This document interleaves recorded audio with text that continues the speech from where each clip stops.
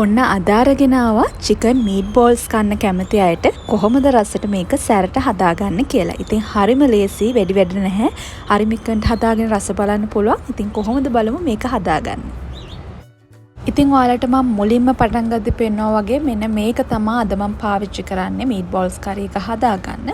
ඉතින් ඒකට මුලින්ම මේ විදිහට පෑන් එකක් ලිපේ තියලා ඒකට තෙල් මේස හැඳි දෙකක් එකතු කරගන්නවා.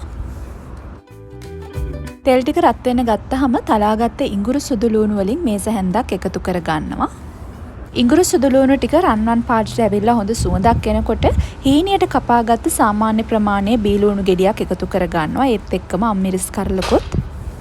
දැන් මම මේ තෙම්පරාදුවටම රම්පේ කරපිංචා වලින් සල්පයක් එකතු කරලා මේ විදිහට ආපහු තෙම්පරාදු කර ගන්නවා. ඊට පස්සේ මම මේ ටික ඔක්කොම මැදට කරගන්නවා. මොකද මම මේක වටේට මිරිස් කුඩු එකතු කරගන්නවා. එතකොට මේ කරේකට ලස්සන පාටක් අපිට හදාගන්න පුළුවන්. මිරිස් ටික එකතු කරලා චුට්ටක් පාට වෙනස් වෙනකල් මේ විදිහටම විනාඩියක් විතර තියාගන්න ඕන. එතකොට තමයි මේක ලස්සන පාටට එන්නේ. ඔන්න දැන් මිරිස් වල පාට ටිකක් වෙනස් වෙලා තියෙනවා. මේ වෙලාවේදී මම කුරුඳු පොතු කෑල්ලක් එකතු කරගන්නවා. ඒත් එක්කම සාමාන්‍ය ප්‍රමාණයේ තක්කාලි ගෙඩියක් මේ විදිහට ලොකු කෑලි කපලා එකතු කරගෙන මේ ටික හොඳින් කලවම් කරගන්නවා.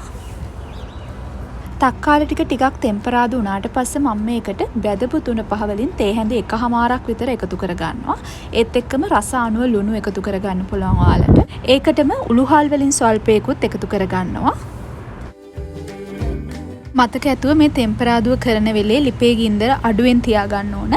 දැන් මේ ටික හොඳට ඔක්කොම කලවම් කරලා ඊට පස්සේ මම කහ ටිකකුත් එකතු කරගන්නවා. මේකට ලස්සන පාටක් ගන්න ඕන නිසා. ඔන්න දැන් තෙම්පරාදුව හරි. මේ වෙලාවෙදි පුළුවන් අර මීට් බෝල්ස් ටික අපිට මේකට එකතු කරගන්න. ඔයාලට කලින් හිතෙන්නේ නැති මේකේ ඔක්කොම දේවල් තියෙනවනේ. ඇයි මම තෙම්පරාදුවක් කරගත්තේ කියලා. ඉතින් ඇත්තටම ඔයාලට මේ විදියට තෙම්පරාදුවක් කරාට පස්සේ තේරෙයි මේක කොච්චර රසද කියලා. ඉතින් අරක එහෙම් පිටින්ම දාලා හදා ගන්නවට වැඩිය අපේ දේවලුත් එකතු කරලා හදද්දි මේක ඇත්තටම ගොඩක් රසයි.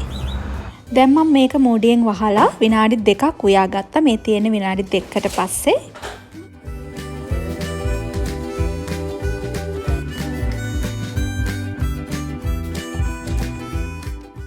දැන් මම මේකට උකු පොල් කිරි වලින් කෝප්ප භාගයක් එකතු කරගත්තා.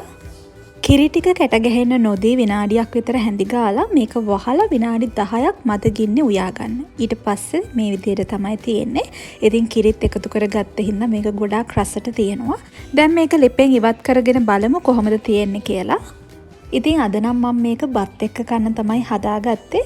ඔයාලට පාන්, ඉදියාප්ප වගේ දේවල් එක්කත් මේක try කරලා බලන්න පුළුවන්. ඉතින් ඇත්තටම ගොඩක් රසයි මේක සැරට හදාගත්ත නිසා. ඉතින් ඔයාලත් මේ රෙසිපි එක හදලා බලන්න. හදලා ඔයාලගේ අදහස් මාත් එක්ක බෙදා ගන්න අමතක කරන්න එපා. මතක ඇතුව channel එකත් subscribe කරලා තියාගන්න. මම මේ විදිහේ තවත් රසවත් කෑමක් අරන් එන්නම්. ඔයාලට සුබ දවසක්.